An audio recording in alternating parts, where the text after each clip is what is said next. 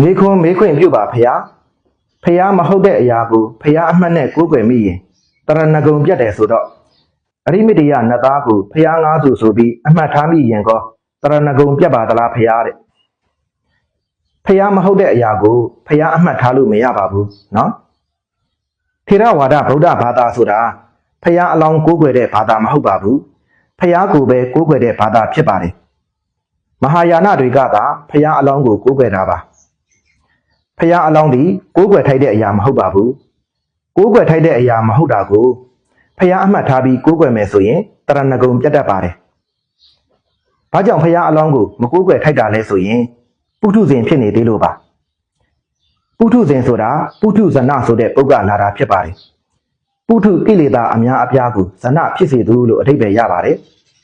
ဖျားအလောင်းဟာဖျားဖြစ်မိပုဂ္ဂိုလ်ဆိုတာမှန်ပေမဲ့ကိလေသာမကင်းသေးတဲ့ပုထုဇဉ်ပဲဖြစ်ပါတယ်ပုထုဇဉ်ဖြစ်တဲ့အတွက်ကြောင့်ပါရမီဖြစ်စဉ်ကာလမှာအမားတွေလောက်တာဖြစ်ပါတယ်အဲ့ဒီအမားတွေကိုဖျားဘဝရောက်မှပြန်လည်ပြီးတော့ပေးဆက်ရတာပါဒါကြောင့်ဖျားအလောင်းဒီဖျားမဟုတ်သေးတဲ့အတွက်ကြောင့်ဖျားအမှတ်ထားပြီးကိုးကွယ်ထိုက်တဲ့အရာမဟုတ်ပါဘူးနော်ထို့အတူပဲအရိမတ္တယဖျားလောင်းနတ်သားဟာဖျားဖြစ်မိပုဂ္ဂိုလ်ဆိုတာမှန်ပေမဲ့ဖျားမဖြစ်သေးတာကြောင့်ဖျားအမှတ်ထားလို့မရပါဘူးဖျားအမှတ်နဲ့လည်းကိုးကွယ်လို့မရပါဘူးနော်